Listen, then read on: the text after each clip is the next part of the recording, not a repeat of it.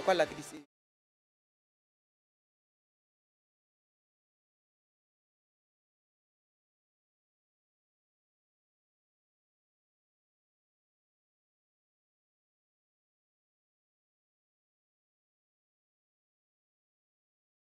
malikura kuna funu la kuma bado yi ka fara kuna funu wɛrɛw kan min bɛɛ lajɛlen bɛna tɛntɛn sanga bi saba kɔnɔ k'a lase aw ma Mariam Traoré fɛ a y'aw bisimila.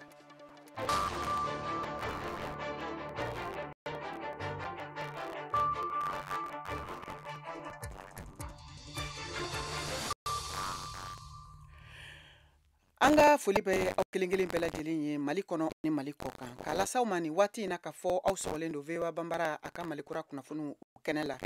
bi ye juma ye novembre kalo tile 18 san 2022 nɛgɛ ɲɛ 17 tana gosira Bamakɔ n'a lamini na wula nɛgɛ ɲɛ 12 bɛ Washington DC sanga 30 o de bɛna kɛ malikura kunnafoniw kan min bɛna lase Mariam Traoré fɛ ka bɔ studio 6nan kɔnɔna la VOA Soba kɔnɔ Washington DC aw ka kunnafoniw filɛ.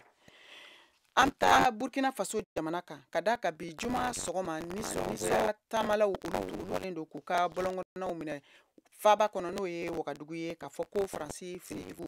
olu ka u bolominɛw bɛɛ lajɛlen cɛ ni ka u ka jamana dilan o senfɛ walasa an ka dɔn min kɛra Wagadugu nin waati in na Kader Traoré VOA Banbara ka kunnafoni sɛnsɛnna ka bɔ Wagadugu ale bɛ nɛgɛ kan a bɛna walawalali kɛ an ye Kader ni tulo b'an la.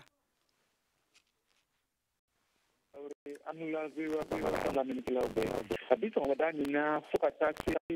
masiri kɔ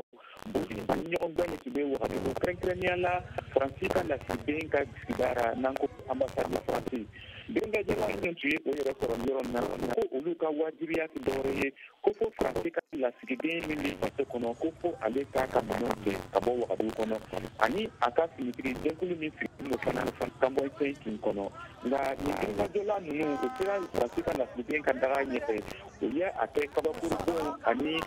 nɛni de ye Faransi ka lasigiden ɲɛfɛ ni minnu tun bɛ olu fana sɔrɔ an bɛ se ka fana fɔ Faransi ka drapo u bɛ olu fana bolo nka finitigi dɔw nana se nin yɔrɔ na ka se ka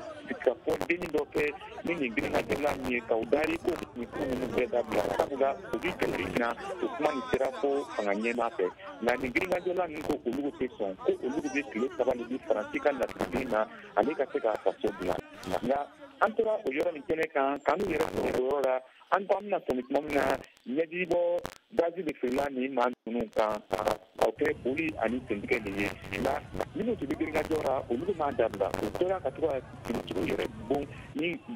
bɛrɛw ye ani kabakuruw ye olu kɛra gazi lacrymogène fili cayara kojugu nka mɔgɔ minnu ye denkɛjɔ kɛ bi olu y'a fɔ ko ni Faransi ka lasigiden ma Burkina Faso bila don o don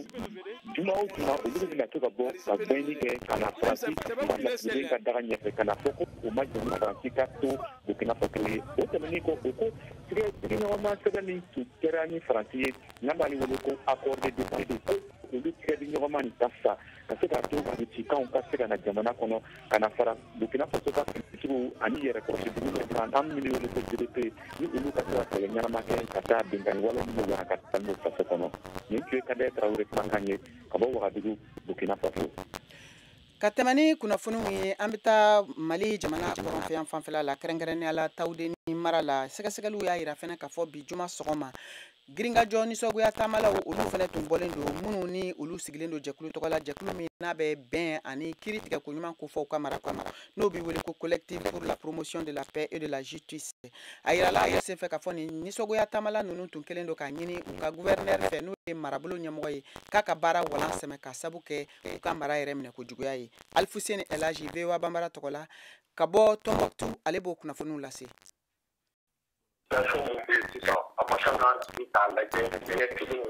Jɛkulu min sigilen don ka bɛn ni kɛlɛya lawale ka sariya ɲɛ ɲuman kan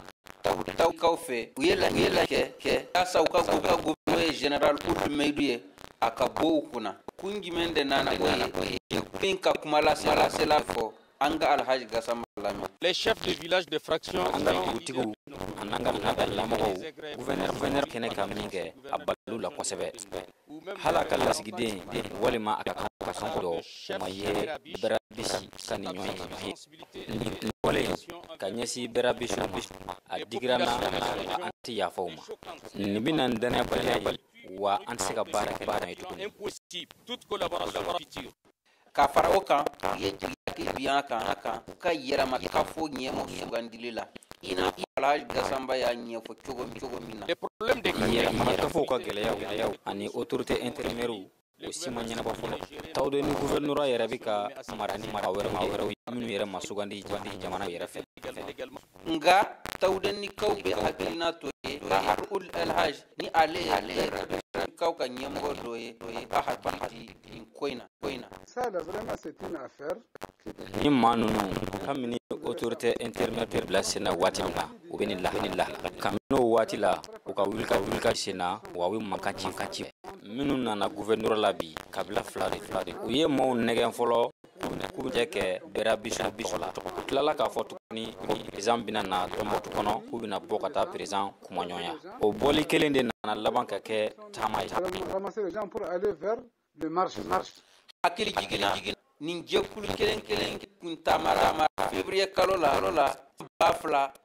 2021 ka fulu mairie ka taa jɛkulu wɛrɛ bɔra dɔgɔkun kelen kɔfɛ k'a laɲini